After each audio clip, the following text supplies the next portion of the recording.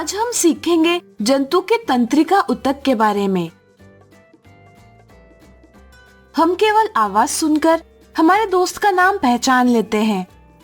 इसी तरह केवल खुशबू से हम पुष्प की पहचान कर सकते हैं। क्या आप बता सकते हैं कि यह सब हम कैसे कर पाते हैं? सोचिए सोचिए। चलिए हम बताते हैं। हम अपने आसपास होने वाले परिवर्तनों की पहचान करते हैं और इन परिवर्तनों के आधार पर प्रतिक्रिया देते हैं। जीव द्वारा उसके पर्यावरण में आने वाले परिवर्तनों की पहचान करना उद्दीपन यानी स्टिमुलस कहलाता है तथा परिवर्तन के अनुसार दी गई प्रतिक्रिया अनुक्रिया यानी रिस्पॉन्स कहलाती है। उदाहरण के लिए, यदि किसी गर्म वस्तु से अनजाने में हमारा स्पर्श होता है तो स्पर्श होने वाला अंग तुरंत पीछे ले लिया जाता है। यह वस्तु का गर्म होना उद्दीपन है और अंग पीछे लेना अनुक्रिया है। यहाँ सूचना हमारी त्वचा से भुजा की पेशी कोशिकाओं में पहुँचती है और गति होती है। यह कार्य तंत्रिका ऊतक की सहायता से होता है।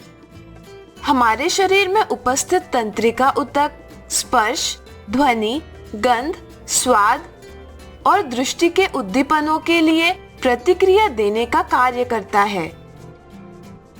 इसलिए हमारे शरीर की सभी कोशिकाओं में उत्तेजना यानी उद्दीपन के अनुकूल प्रतिक्रिया देने की क्षमता होती है।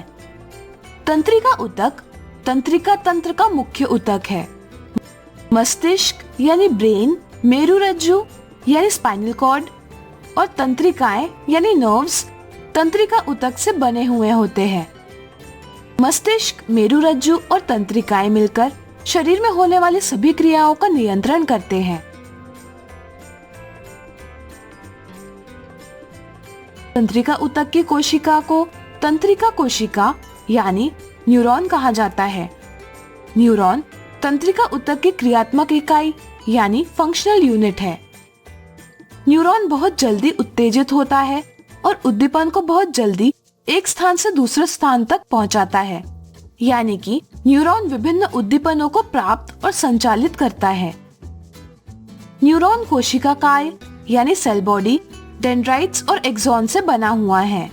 कोशिका काय तारे के आकार जैसा होता है और यह न्यूरॉन का मुख्य भाग है, जिसमें केंद्रक यानी न्यूक्लियस और कोशिका द्रव्य यानी साइटोप्लाज्म होता है। कोशिका काय में से लंबे और पतले बालों जैसी शाखाएं निकली हुई होती है।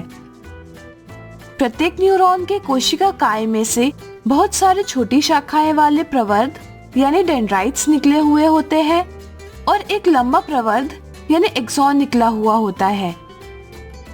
एक्सॉन के अंतिम सिरे को तंत्रिका सिरा यानी नर्व एंडिंग कहा जाता है।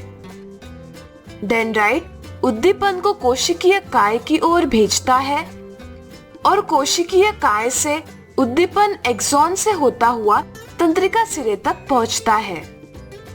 एक न्यूरॉन के अंतिम सिरे और दूसरे न्यूरॉन के डेंड्राइट्स के बीच में रिक्त स्थान होता है। इस स्थान को सिनेप्स कहा जाता है। उद्दीपन इस रिक्त स्थान यानी सिनेप्स को पार करके दूसरे न्यूरॉन के डेंड्राइट तक पहुंचता है। तंत्रिका ऊतक में उद्दीपन इसी तरह से संचालित होता है तथा न्यूरॉन में उद्दीपन का संचालन केवल एक ही दिशा में होता है, डेंड्राइट से न्यूरॉन के अंतिम सिरे तक। एक तंत्रिका कोशिका यानी न्यूरॉन 1 मीटर की लंबाई का हो सकता है। डेंड्राइट्स और एक्सॉन की संख्या के आधार पर न्यूरॉन को बहुध्रुवीय यानी मल्टीपोलर, द्विध्रुवीय यानी बाइपोलर और एक ध्रुवीय यानी यूनिपोलर में वर्गीकृत किया है। बहुध्रुवीय न्यूरॉन में एक एक्सॉन और 2 या 2 से अधिक डेंड्राइट्स होते हैं। द्विध्रुवीय यानी बाइपोलर, द्विध्रुवीय न्यूरॉन में एक एक्सॉन और एक डेंड्राइट होता है। एक ध्रुवीय न्यूरॉन में केवल कोशिकीय काय और एक एक्सॉन होता है। एक्सॉन को तंत्रिका रेशे यानी नर्व फाइबर भी कहा जाता है। बहुत सारे तंत्रिका रेशे संयोजी ऊतक यानी कनेक्टिव टिश्यू से जुड़कर एक तंत्रिका यानी नर्व का निर्माण करते हैं। तंत्रिका रेशे से गुजरने वाला उद्दीपन यानी संवेदन को तंत्रिका स्पंदन यानी नर्व इम्पल्स कहते हैं। तंत्रिकाएं तंत्रिका स्पंदन को मस्तिष्क या मेरुरज्जु तक पहुंचाती है। मस्तिष्क या मेरुरज्जु उचित प्रतिक्रिया देने का निर्णय लेते हैं। यहाँ से सूचना मस्तिष्क या मेरुरज्जु से निकलने वाली तंत्रिकाओं में संचालित होती है। ये तंत्रिकाएं पेशीय ऊतक यानी मस्कुलर टिश्यू से जुड़ी हुई होती हैं। तंत्रिकाओं से सूचना पेशी ऊतक तक पहुंचती है और पेशी ऊतक की गति होती है। इस तरह तंत्रिका स्पंदन की सहायता से हम पेशियों की गति अपनी इच्छा अनुसार कर सकते हैं। इस प्रकार का संयोजन सभी जंतुओं को उद्दीपन के अनुसार गति प्रदान करता है। इसलिए तंत्रिका और पेशीय ऊतकों का क्रियात्मक संयोजन सभी जंतुओं में भी मौलिक यानी फंडामेंटल है।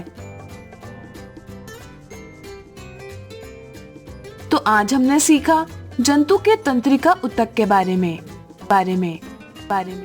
तो दोस्तों, आपको हमारा वीडियो कैसा लगा? अगर आपको हमारा वीडियो पसंद आए तो लाइक, शेयर और सब्सक्राइब करना ना भूलें।